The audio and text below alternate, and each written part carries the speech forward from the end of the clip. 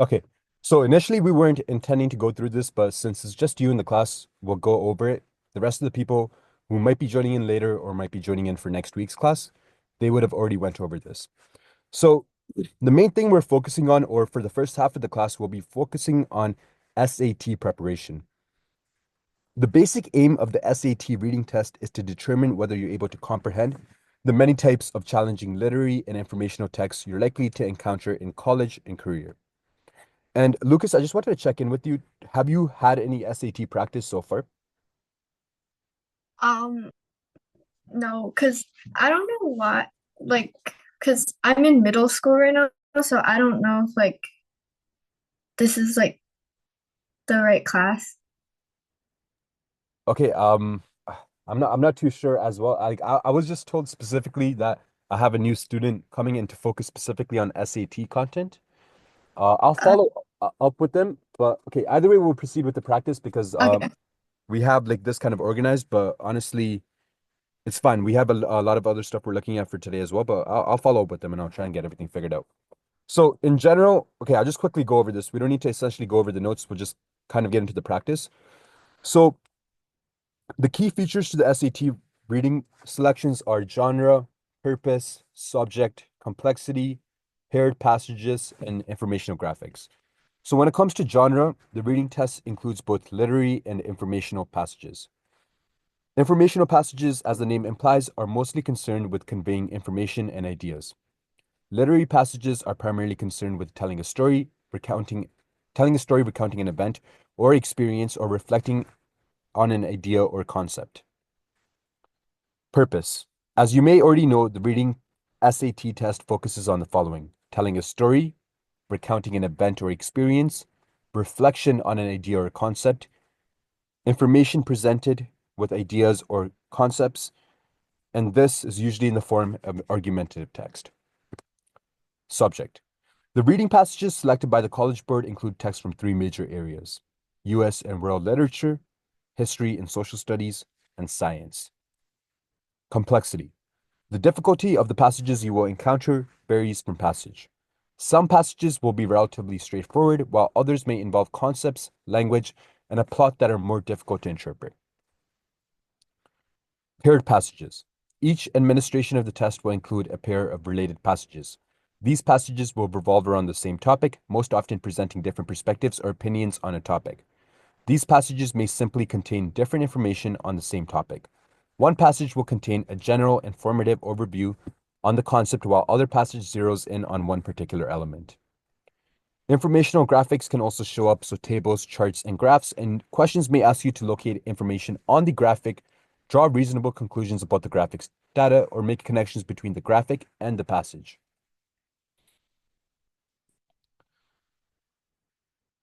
What is always included on the reading test? So one passage from a classic or contemporary work of US or world literature, one passage or a pair of passages from either a US founding document, such as an essay written by James Madison, or a text in the Great Global Conversation, such as a speech by Nelson Mandela.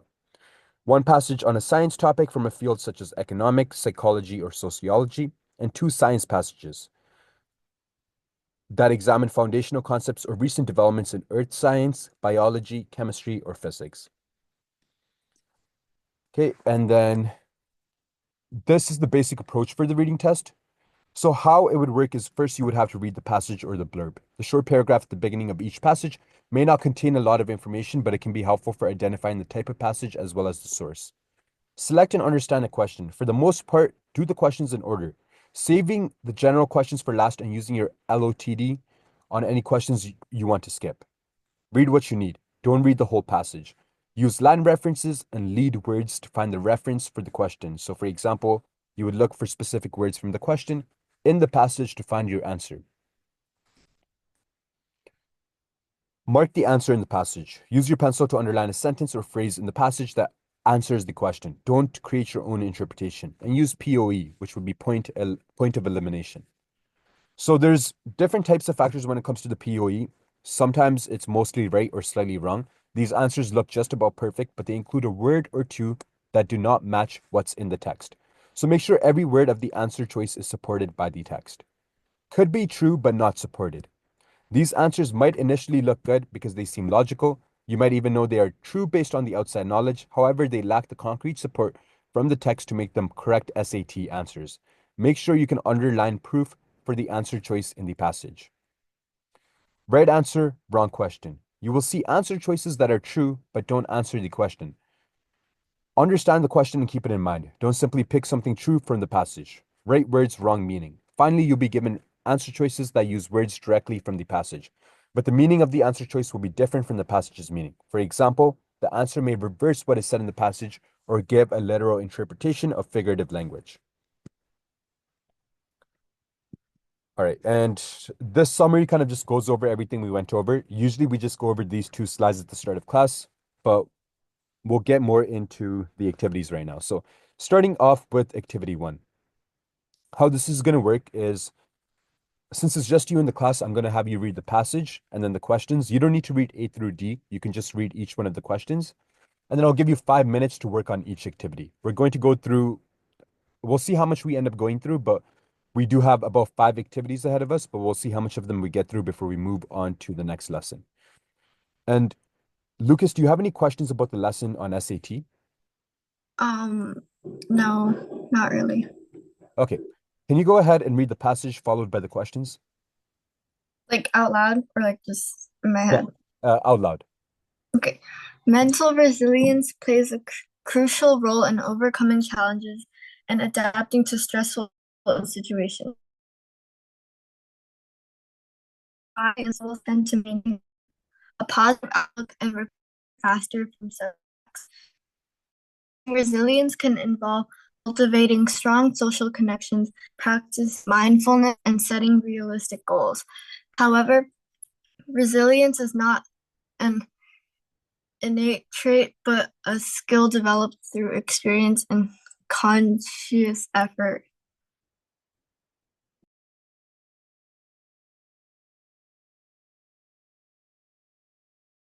Okay. And Lucas, do you have any questions about the first activity?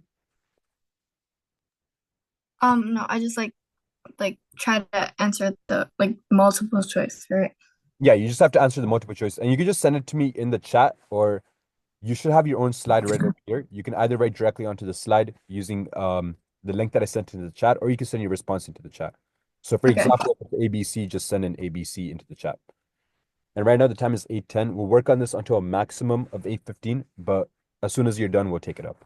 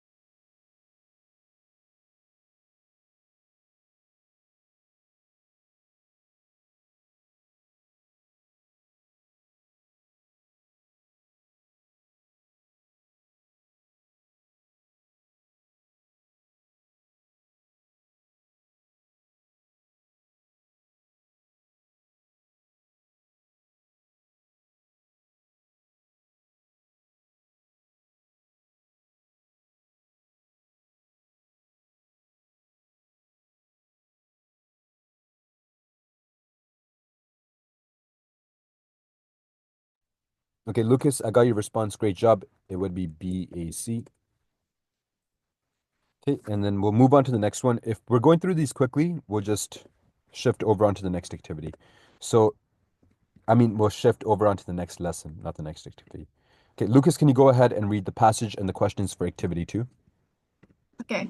Renewable energy sources such as wind and solar power are increasingly seen as critical to reducing carbon emissions and uh, mitigating climate change. While the initial cost of installing renewable infrastructure is high, the long-term benefits include lower operational costs and reduced environmental footprint. Critics argue that renewables cannot fully replace fossil fuels due to intermittency issues, but advances in energy storage technology are gradually addressing.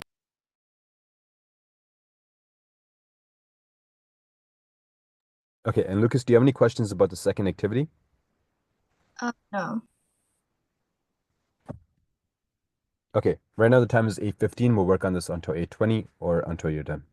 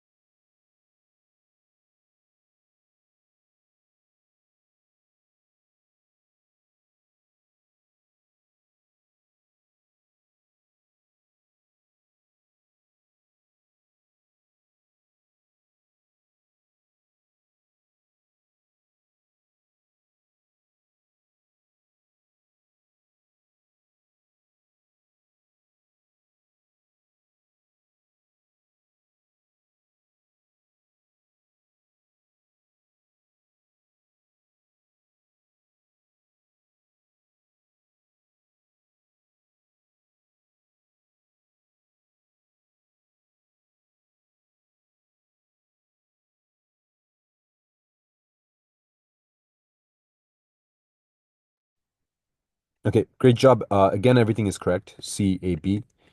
We'll move on to the third activity, and then after that, we'll switch over to the next lesson. So can you go ahead and read the passage and questions for activity 3? Artificial intelligence is transforming industries by automating routine tasks and providing insights from large data sets. While this innovation enhances productivity, it raises concerns about job displacement and ethical implications.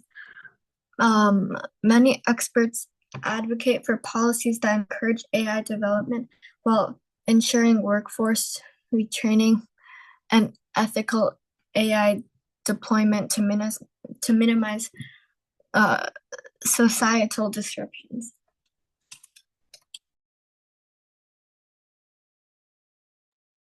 Okay.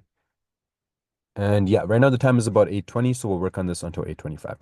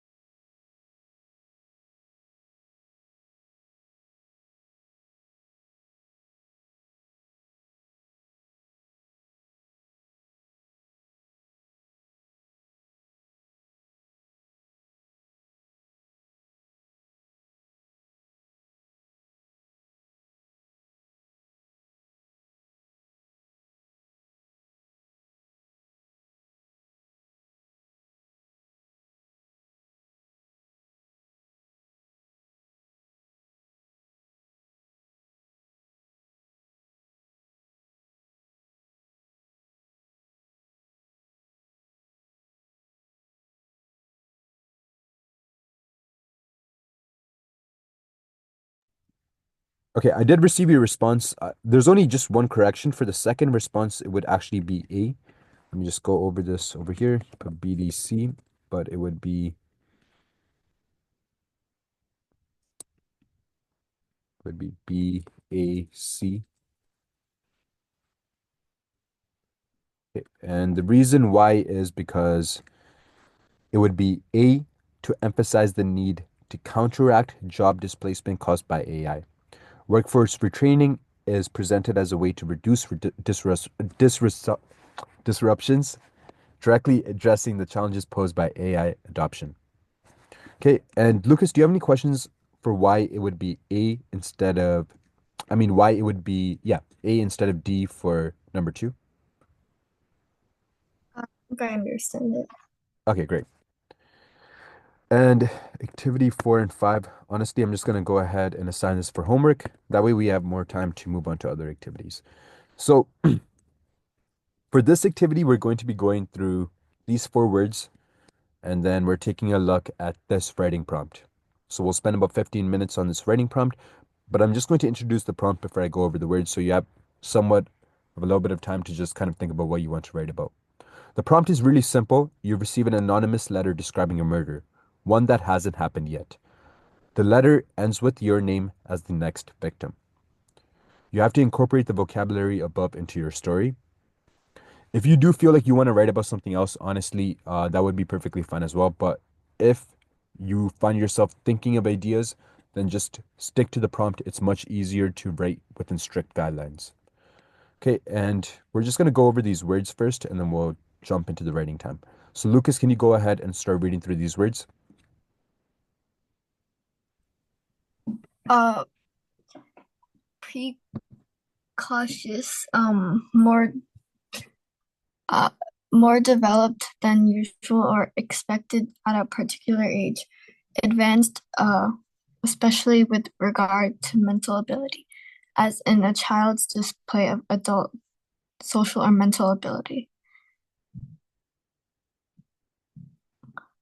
Preconceived, to form an opinion or idea before information or experience is available to make an educated or fair judgment.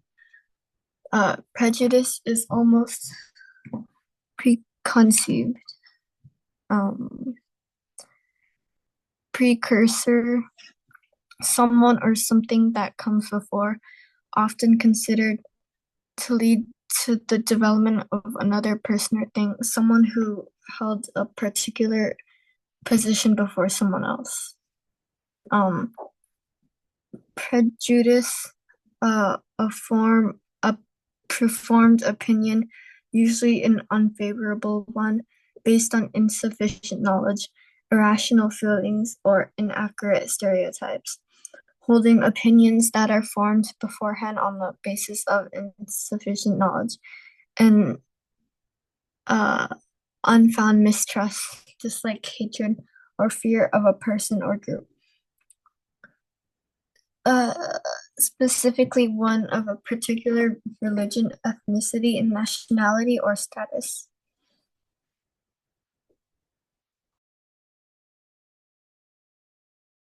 Okay, I just wanted to go over the first word. It wouldn't be precautious, it would be precocious. I mean, precocious. Again, precocious. So instead of precautious, it would be precocious. And yeah, that brings us right into the creative writing prompt. Again, I'm just going to go over it. You receive an anonymous letter describing a murder, one that hasn't happened yet. The letter ends with your name as the next victim. The main thing is to incorporate all of the vocabulary into your story. How well you include the words is really where the difficulty lies. Wait, Before- so yeah, the story like I write is about like the letter or like it depends on what perspective you choose to write it from. For example, if you were to write it from the perspective of the protagonist, which is you could write this either in first person or even third person, but you would be practically writing from the point you receive the letter. So what happens after you receive this letter describing a murder, one that is supposed to happen to you because your name is on this letter as the victim. So this like whatever happens after they read the letter is practically the story. Does that make sense to you? okay. Okay, great. And Do you have any questions in general about the words and how you would incorporate them within the story? Um, uh, I think I'll be fine. Okay, great. So right now the time is 8:30. I know this would take a little bit of a longer time, so we'll work on this until 8:45. I would suggest prioritize trying to include the words, but don't force them into the story. Try to find the best ways to include them. Okay. And if there's any point where you have any questions, feel free to ask me.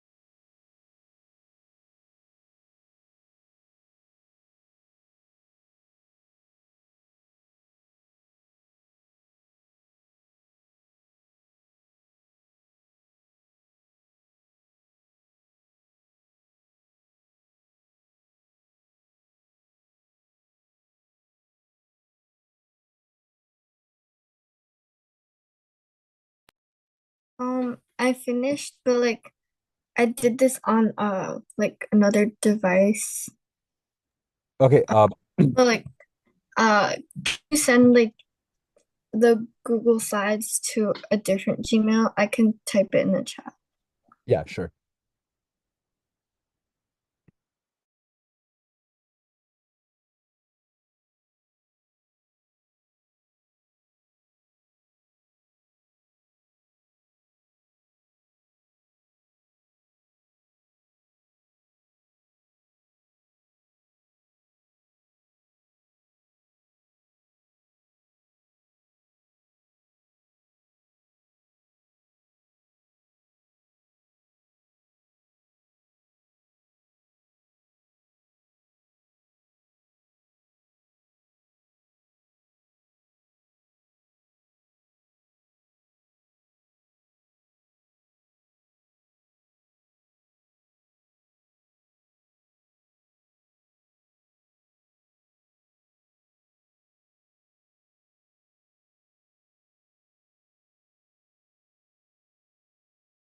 Okay, I just emailed the link for the Google Slides.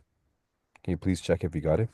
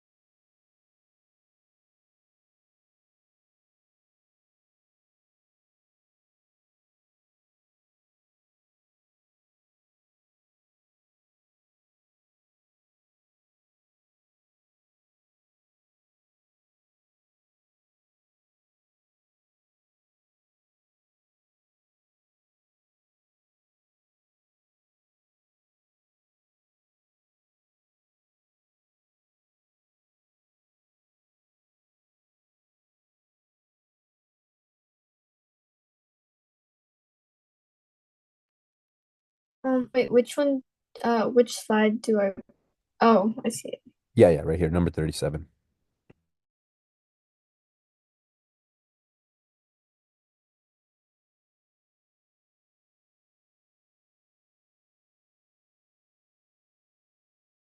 Okay, Lucas, can you go ahead and read your response? Okay.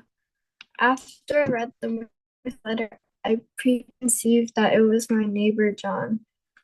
The letter looked exactly like his handwriting. I only knew what his writing looked like because I occasionally went to his house. I knew this was a prejudiced thought, but my gut told me it was him. Maybe it was someone else in John's family.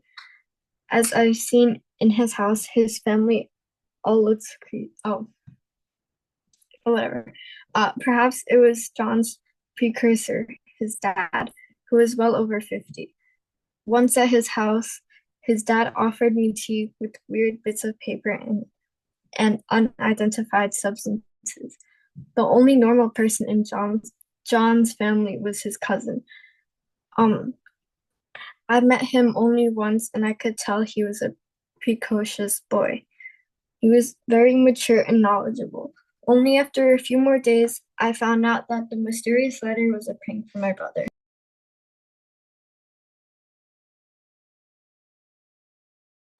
Okay, really good job with your response. I just do want to go over some changes. Give me 1 second.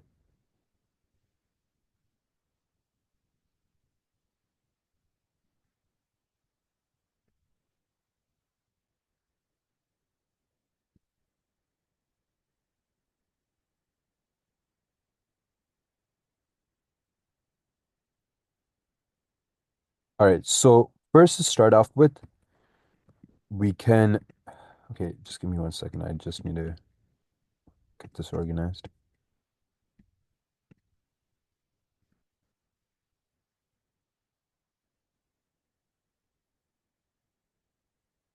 All right, we can further improve this, especially for the vocabulary integration. The vocab words are used, but some feel forced or slightly out of context. So you can make them more natural in the narrative. I preconceived that it was my neighbor John could be rephrased for smoother flowing. I mean, smoother flow. For example, it could be I had preconceived notions that my neighbor John was behind it. And then I do have some other points primarily related to your narrative that I wanted to go over.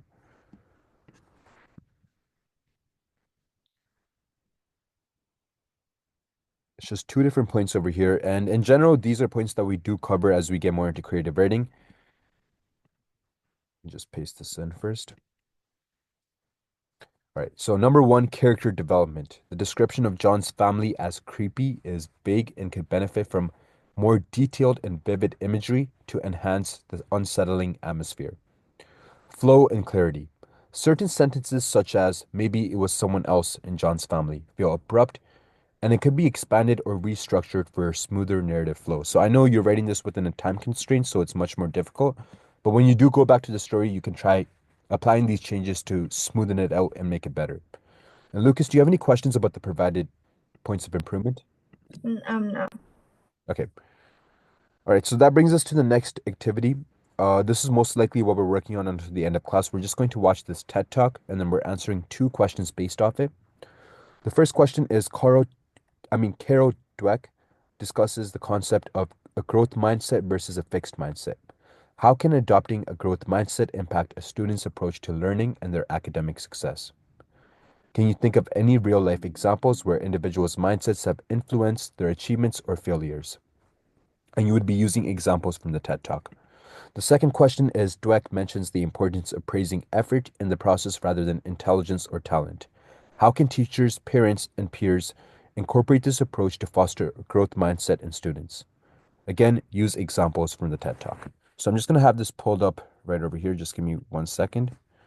And I'll send it into the chat as well, just so you can go back to it on your own device. Okay. Give me 1 second while I get this on the screen.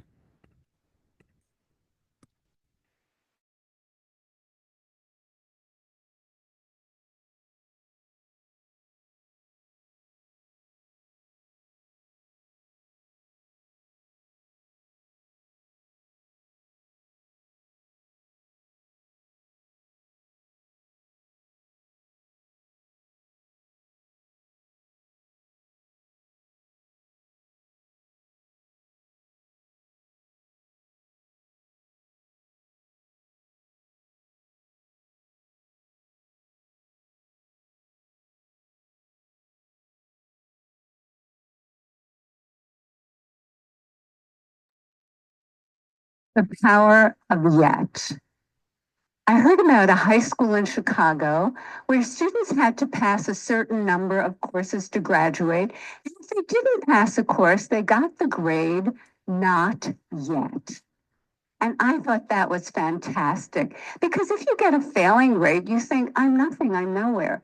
But if you get the grade not yet, you understand that you're on a learning curve. It gives you a path into the future. Not yet also gave me insight into a critical event early in my career, a real turning point. I wanted to see how children coped with challenge and difficulty. So I gave 10-year-olds problems that were slightly too hard for them. Some of them reacted in a shockingly positive way.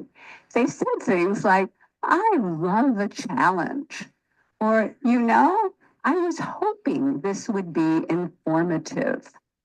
They understood that their abilities could be developed.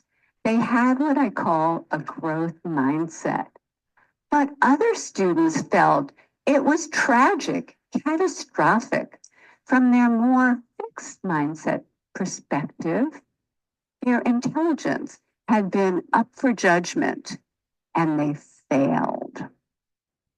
Instead of luxuriating in the power of yet, they were gripped in the tyranny of now. So what do they do next? I'll tell you what they do next. In one study, they told us they would probably cheat the next time instead of studying more if they failed a test. In another study, after a failure, they looked for someone who did worse than they did so they could feel really good about themselves. And in study after study, they have run from difficulty. Scientists measured the electrical activity from the brain as students confronted an error. On the left, you see the fixed mindset students. There's hardly any activity. They run from the error. They don't engage with it. But on the right, you have the students with the growth mindset, the idea that abilities can be developed. They engage deeply. Their brain is on fire with yet. They engage deeply. They process the error. They learn from it and they correct it. How are we raising our children? Are we raising them for now instead of yet? Are we raising kids who are obsessed with getting A's?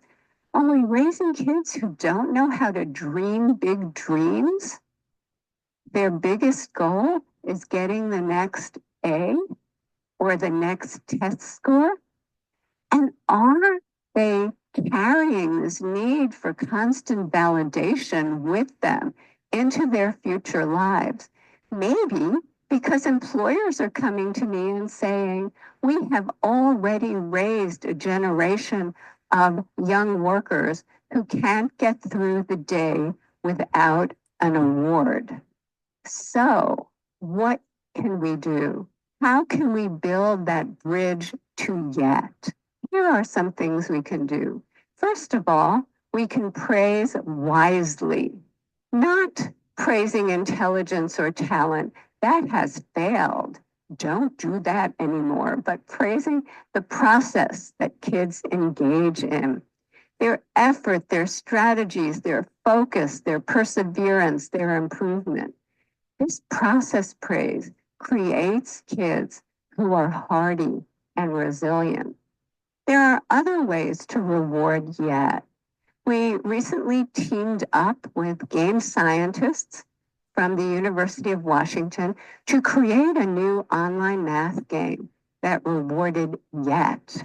In this game, students were rewarded for effort, strategy, and progress. The usual math game rewards you for getting answers right now, but this game rewarded process. And we got more effort, more strategies, more engagement over longer periods of time, and more perseverance when they hit really, really hard problems.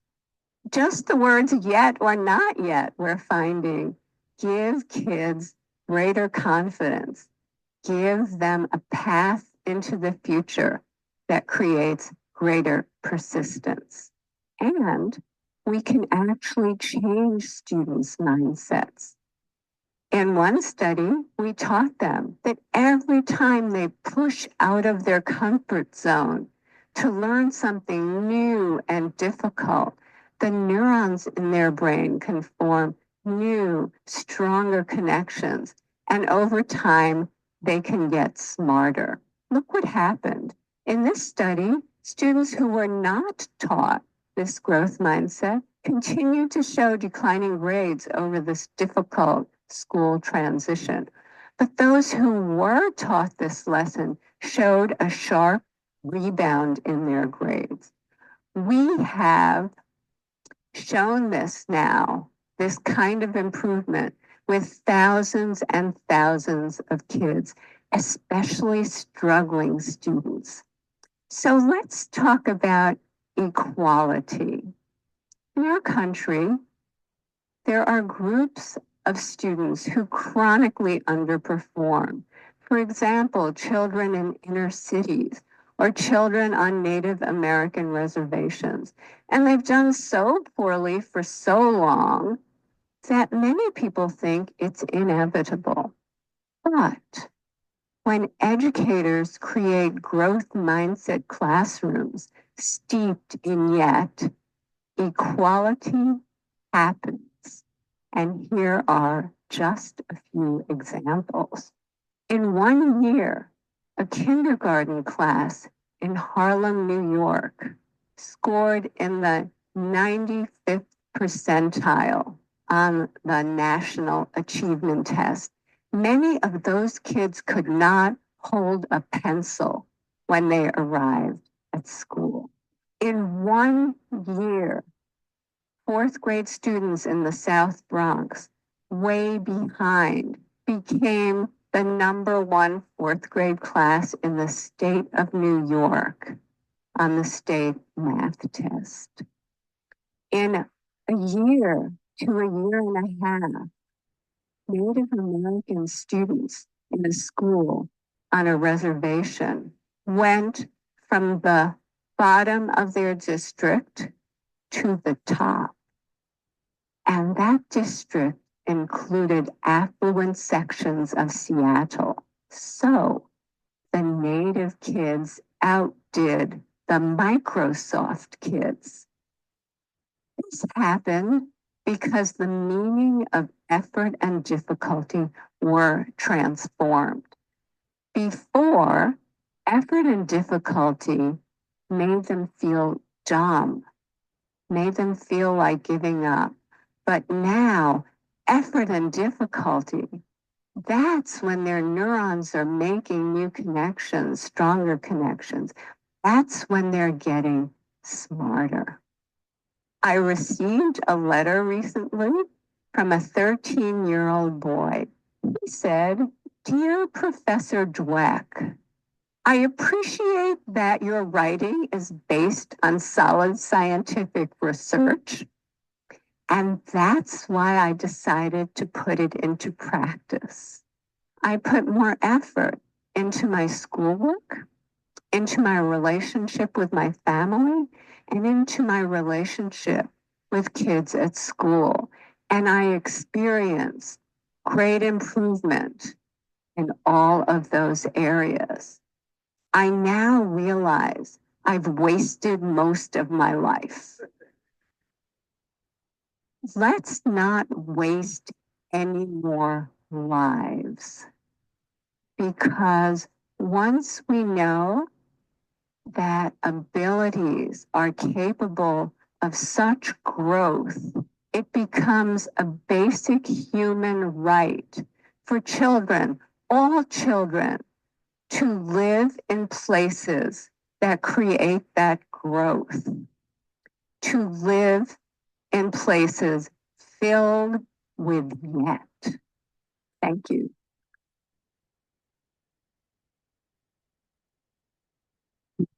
Okay, so let's go back to the Google Slides. Okay, and Lucas, do you have any questions after watching that TED Talk? No. All right, so as already introduced, this is question number 1. Carol Dweck discusses the concept of a growth mindset versus a fixed mindset. How can adopting a growth mindset impact a student's approach to learning and their academic success? Can you think of any real-life examples where individuals' mindsets have influenced their achievements or failures? These examples can even be personal if you choose to do so, or it can even be something that you read about online, or it can even be any type of popular figure that you're aware of where this is a strategy that they have used to find success. But it's up to you what example you choose, but it is important that you include at least one example. You are also expected to use examples from the TED Talk. So specifically within the TED Talk, Carol Dweck would make references to certain instances where the growth mindset was actually much more helpful than the fixed mindset. So you would have to make references to at least one or two of those facts as well. And Lucas, before we get started on this activity, do you have any questions? So do I like write it out and then like send Yeah, it to you? yeah, exactly. or you could paste it onto the slides just the same as before. So it would be slide 44. Okay, and right now the time is 9:05. We'll work on this until 9:15. If you do have any questions at any point, feel free to ask me.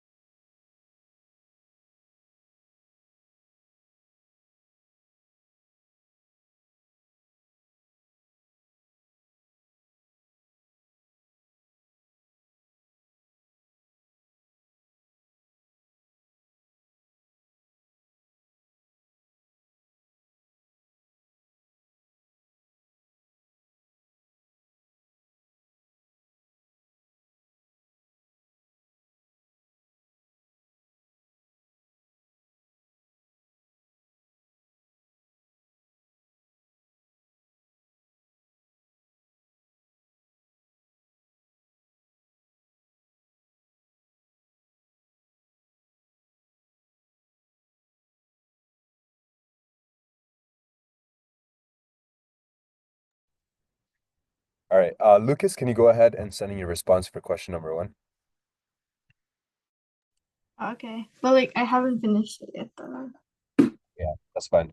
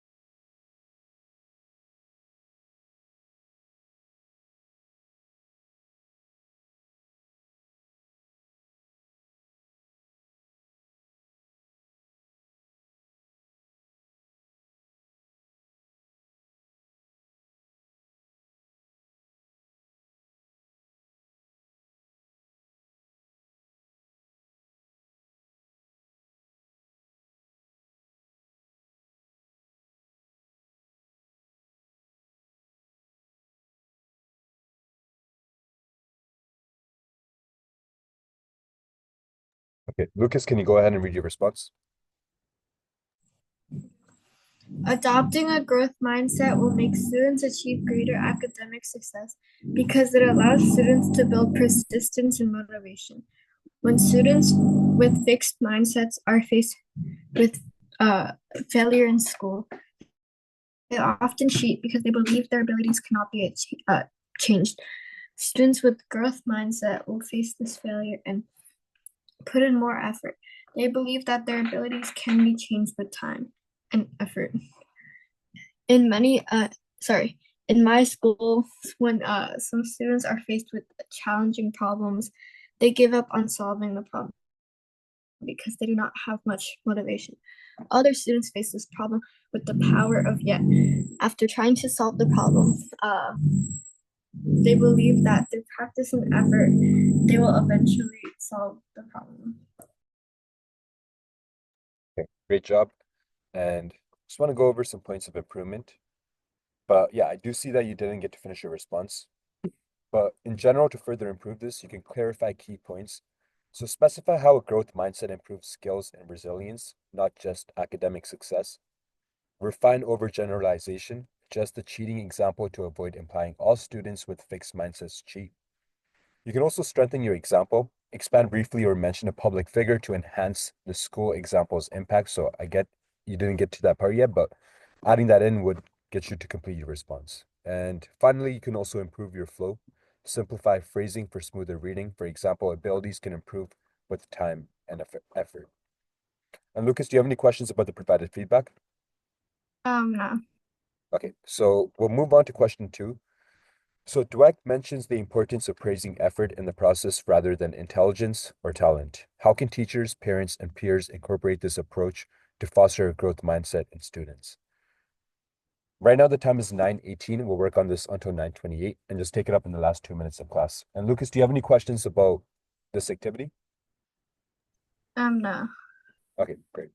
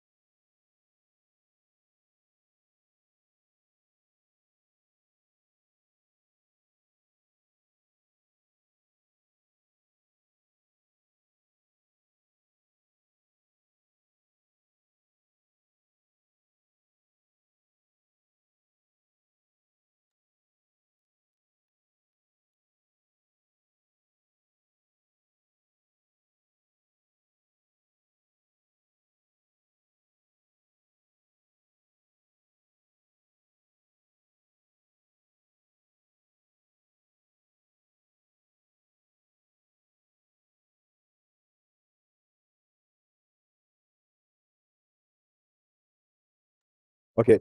Lucas, can you please go ahead and send in your response? Yeah. I'm just going to quickly go over the homework and the writing assignment in the meantime. So complete the remainder of the writing activities.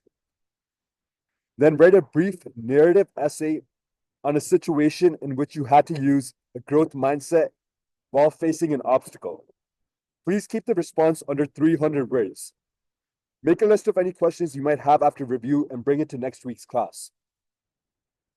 The writing assignment is to write an analysis essay based off the TED Talk watched during class.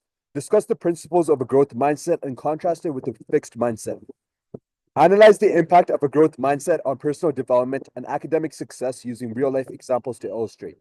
Evaluate the role of educators and mentors in fostering a growth mindset and consider its broader societal implications beyond academics. This should be no more than 500 words. And again, this weekly writing assignment is mandatory, so please make sure you finish the whole writing assignment in a Word document or a notebook before posting it in the forum. Okay, and Lucas, can you go ahead and send in your response, please?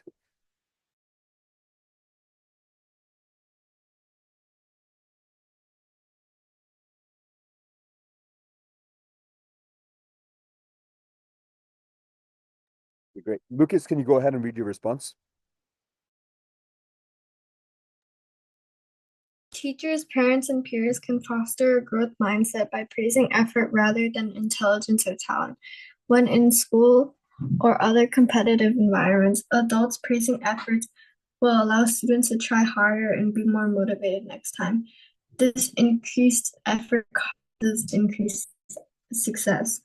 Teachers in classrooms can incorporate a growth mindset by motivating students when they don't succeed. Yeah, I just couldn't yeah. Yeah, no, if you're going to add on to this, that'll be fine. I'm going to check in back maybe like 10, 20 minutes after 9:30. So if you do want to add on to this, that'll be perfectly fine. But it is 9:30 right now, so I'm going to go ahead and dismiss the class. I hope you have a great week ahead of yourself. Bye. Bye.